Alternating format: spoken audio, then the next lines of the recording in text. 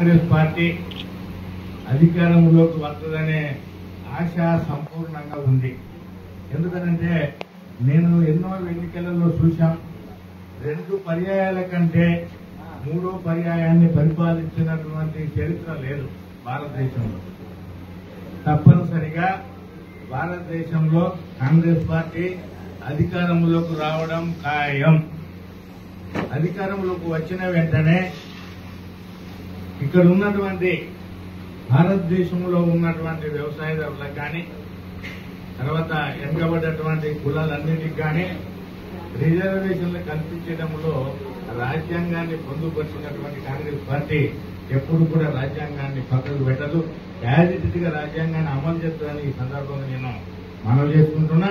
అంతేకాదు ఈరోజు ఈ మన జిల్లాలో ఏదైతే కొత్తగూడ భద్రాద్రి కొత్తగూడ జిల్లాలో టోటల్ గా ఉన్నటువంటి 5 నియోజకవర్గాలు కూడా ఖమ్మం కానీ, మనకున్నటువంటి మహబూబాద్ పార్లమెంటు కానీ, ఖమ్మం పార్లమెంటు కానీ, ఈ 2 పార్లమెంటు కూడా అత్యధిక మెజార్టీ తోటి అక్కడ మన ఏదైతే రామసాయం రఘురామ్ రెడ్డి గారు ఖమ్మం నుండి గెలవడం జరుగుతుంది. అదేవిధంగా మహాబాద్ నుండి పూరిక బలరాం నాయక్ గారు గెలవడం జరుగుతుంది అత్యధిక మెజార్టీ తోటి. మన ఈ రెండు పార్లమెంటు నియోజకవర్గాలన్నీ కూడా గెలిచి మనం కేంద్రానికి పంపినట్లయితే తప్పనిసరిగా మన సోదరుడు బలరాం నాయక్ గారు తప్పకుండా కేంద్రంలో కేంద్ర మంత్రి అవుతాడు. ఈ ప్రాంతంలో ఏదైతే మనకున్నటువంటి 5 జీపీలు పోయినాయో 5 జీపీలు అన్నింటినీ కూడా తెచ్చుకునేటందుకు వీలుగా ఉంటుంది. రేపు అక్కడ తెలంగాణ ఆంధ్రలో కూడా ఏ గవర్నమెంట్ వచ్చినా మనం ఈ 5 జీపీలు తెచ్చుకోకపోతే మన అభివృద్ధికి నోచుకోం. ఎందుకు నోచుకోము అని అంటే అభివృద్ధి చేద్దామని అంటే మన ఊరినంతా కూడా ఐలాండ్ చేసి పడేసి ఎక్కడ గుంట భూమి లేదు. కాబట్టి మనం కంపల్సరిగా మన గవర్నమెంట్ సెంట్రల్లో వస్తుంది, రాష్ట్రంలో ఉన్నది. ఇప్పుడు ఇక్కడ కూడా మన ఏదైతే ఎంపీ అభ్యర్థులు మన ఉమ్మడి జిల్లాలో ఎంపీ అభ్యర్థులు 2 గెలవడం జరుగుతుంది. మీరు తప్పనిసరిగా ఈ 5 జీపీలను కలుపుకోవడం జరుగుతుందని ఈ సందర్భంగా మీ అందరికీ నేను సవినయంగా మనవి చేస్తున్నా. అంతేకాకుండా ఇక్కడ ఉన్నటువంటి ఈ రామాలయాలు, ఇప్పుడున్నటువంటి పర్ణశాల కానీ, అదేవిధంగా భద్రాచలం, ఈ ప్రాంతాలన్నింటినీ మంచిగా అభివృద్ధి చేసేటందుకు ఒక ప్రణాళిక తయారు చేసుకొని మన రాష్ట్ర ప్రభుత్వానికి ఇచ్చి అభివృద్ధి చేసే దాంట్లో ముందుంటామనే విషయాన్ని కూడా ఈ సందర్భంగా మీ అందరికీ నేను తెలియజేసుకుంటున్నా. అంతేకాదు గత 10 సంవత్సరాలు ఏదైతే గత ముఖ్యమంత్రి వర్యులు పెద్దలు చంద్రశేఖరరావు గారు ఈ రాష్ట్రానికి ముఖ్యమంత్రి భద్రాచలాన్ని పూర్తిగా వదిలేసి భద్రాచలాన్ని పక్కకు పెట్టేసి మరి కనీసం అందులో ఏది పాలక మండలిని కూడా వేయలే. ఇప్పుడు మేము పాలక మండలిని కూడా వేసి మరి ఉన్నటువంటి రామాలయం అభివృద్ధికి దోహదపడతామనే విషయాన్ని కూడా ఈ సందర్భంగా మీకు చెప్పక తప్పదు. అంతేకాకుండా తుమ్మగూడెంలో దాదాపుగా 1,00,000 చిల్లర ఎకరాల భూములున్నాయి. గోదావరి పరివాహక ప్రాంతమే. అక్కడ కూడా తుమ్మగూడానికి కూడా మంచిగా వ్యవసాయానికి నీళ్లు అందించే విధంగా ఎక్కడ నుండి మనకున్నటువంటి ఏది మన వాజేడు నుండి మొదలుకుంటే భద్రాచలం వరకు కూడా గోదావరి పరివాహక ప్రాంతం ఉన్నదంతా.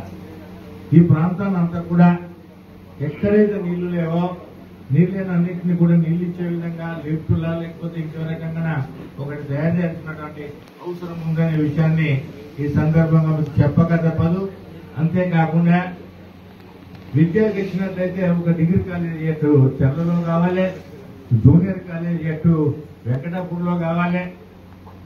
మరి అదేవిధంగా చూసినట్లయితే ఇంకా మనకు కావాల్సినటువంటి పాలిటెక్నిక్ కాలేజీ ఒకటి ఎటు వాజేడులో కావాలి, ఒకటి ఇక్కడ కూడా కావాలని చెప్పి రాష్ట్ర ప్రభుత్వాన్ని అడగడం జరుగుతుందనే విషయాన్ని ఈ సందర్భంగా మీకు తెలియజేసుకుంటూ, అంతేకాకుండా ఇక్కడ ఉన్నటువంటి మన జర్నలిస్ట్ సోదరులందరికీ కూడా ఆదివారి మండలాలలో ఎక్కడైతే ప్రభుత్వ భూమి ఉందో మీ అందరికీ కూడా ఇంటి స్థలాలు ఇప్పించే విధంగా కూడా చర్యలు తీసుకోవడం జరుగుతుందనే విషయాన్ని ఈ సందర్భంగా మీ అందరికీ నేను సవినయంగా మనవి చేసుకుంటూ, అంతేకాకుండా ఈ రాష్ట్రాన్ని ఈ దేశాన్ని సుభిక్షంగా ఉండాలి, దేశ సమైక్యతకు సమగ్రతకు దోహదపడే పార్టీ ఏదైనా ఉన్నదంటే అది కాంగ్రెస్ పార్టీ. మరి ఆ కాంగ్రెస్ పార్టీని మనం అధికారంలోకి తెచ్చుకుంటున్నాం. రాహుల్ గాంధీ గారు రేపు ప్రధాని అవుతున్నాడు 6వ తారీఖు నాడు, జూన్ 6, 7 మరి వారు ప్రధాని అవుతారు. ఈ రాష్ట్రానికి ఈ దేశానికి రైతాంగానికి రైతు సోదరులకు అన్ని వర్గాల ప్రజలకు మేలు జరుగుతాయి. మా ఉమ్మడి ఖమ్మం జిల్లాలో రెండింటిని మరి 13వ తారీఖున జరిగే ఎలక్షన్లలో మీ అందరూ కూడా పాల్గొని మీ అమూల్యమైన ఓట్లన్నీ కాంగ్రెస్ పార్టీ అభ్యర్థులకు వేయించగలరని కూడా కోరుకుంటూ ఈ అవకాశం ఇచ్చిన మీ అందరికీ ప్రత్యేక ధన్యవాదాలు తెలియజేసుకుంటూ సెలవు తీసుకుంటాం. గత ఎన్నికల్లో 2018లో అన్న వీరన్న నేను బీఆర్ఎస్ పార్టీలో ఆయన కాంగ్రెస్ పార్టీలో నిలబడి ఆనాటి గెలుపు అర్థమైంది. మళ్ళీ నేను బీఆర్ఎస్ పార్టీ ఆయన కాంగ్రెస్ పార్టీ, ఈనాటి గెలుపు నాదైంది. ఆ రోజులో కూడా నేను అన్నని ప్రాధాయపడ్డాను. అన్న నాతో పాటు మంత్రివర్యులు చాలా మంత్రులు కూడా ఆ రోజు నీవు భద్రాచలంలో ఒక పట్టున్న వ్యక్తిగా 15 రోజుల్లో ఉండి కాంగ్రెస్ పార్టీలో గెలిచావు, ములుగులో గెలిచావు.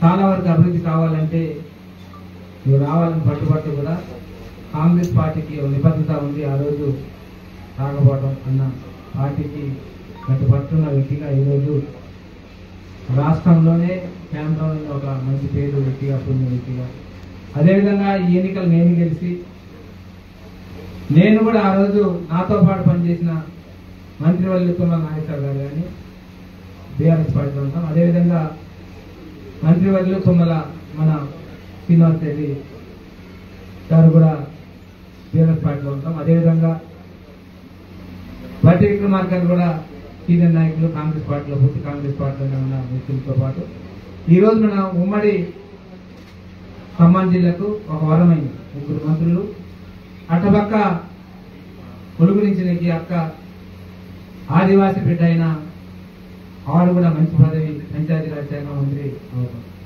అన్న కూడా అదృష్టం అవ్వాల్సింది.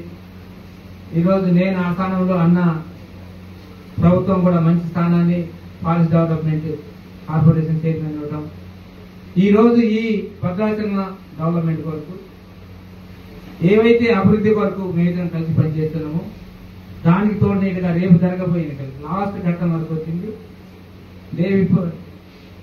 టుమారో డే ఆఫ్టర్ టుమారో దగ్గరకు వచ్చేసింది. మన కాలం ఎల్లుండికి వచ్చేసింది. కేంద్రంలో కూడా ఈరోజు రాహుల్ గాంధీ గారిని ప్రధానమంత్రిగా చూడాలంటే ఇక్కడి నుంచి మహబూబాబాద్ నుంచే ఇప్పటికే చాలా వరకు ఇంటెలిజెన్స్ రిపోర్ట్స్ భారీ మెజార్టీతో నెగ్గవలసి, నేను నిన్న హైదరాబాద్ చిన్న హోటల్లో కూర్చుంటే భారీ మెజార్టీతో నెగ్గే సీటే మహబూబాబాద్ అని చెప్పుకుంటున్నాను. నిన్న సర్దార్ నేను హోటల్లో కూర్చుని నన్ను చూడట్లేదు, వాళ్ళు లెక్కలు వేసుకుంటున్నారు ఎక్కడెక్కడ నెగ్గుతుంది ఏది నెగ్గుతుందని. ఒక 10-11 సీట్లు వాళ్ళే చెప్తున్నారు కాంగ్రెస్ పార్టీ.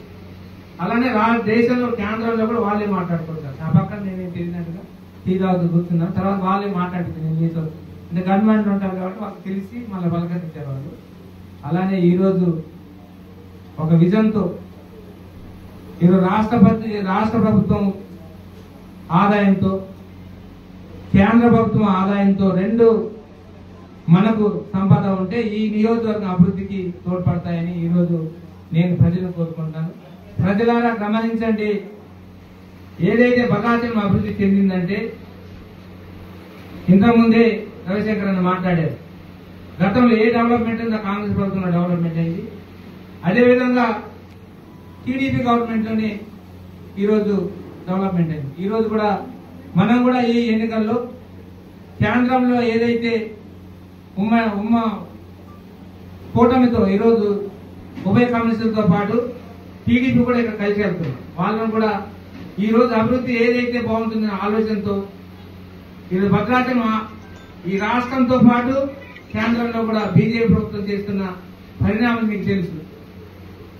ఏవైతే ప్రైవేటీకరణం చేయాలనుకుంటున్నాయో, ఏదైతే మనస్తత్వంతో ఈ రోజు ముందుకెళ్తున్నాయో వాటన్నిటిని ఈ రోజు కేంద్రాన్ని గద్దెదిస్తే తప్ప ఇవన్నీ కూడా కంట్రోల్ కావాలన్న ఆలోచనతో ప్రజలున్నారు. ఖచ్చితంగా జరిగిన ఎన్నికల్లో కూడా కూటమికే చాలా వరకు సూసాయిగా ఎగ్జిట్ పోల్ చెప్పడానికి లేదు కాబట్టి సూసాయిగా కూటమికే మెజార్టీ చూపెడుతుంది. ఇక్కడి నుంచి కూడా మనం తెలంగాణ నుంచి ఏదైతే మెజార్టీ ఇవ్వాలనుకున్నాం, దాదాపుగా 12-14 సీట్లు గెలవాలని గౌరవ మంత్రి మన ముఖ్యమంత్రి గారు రేవంత్ రెడ్డి గారు కష్టపడుతున్నట్టుగా ఖచ్చితంగా 12 సీట్లు వస్తాయని, 12-14 సీట్లు వస్తాయని రోజు డైలీ చెప్తున్నారు.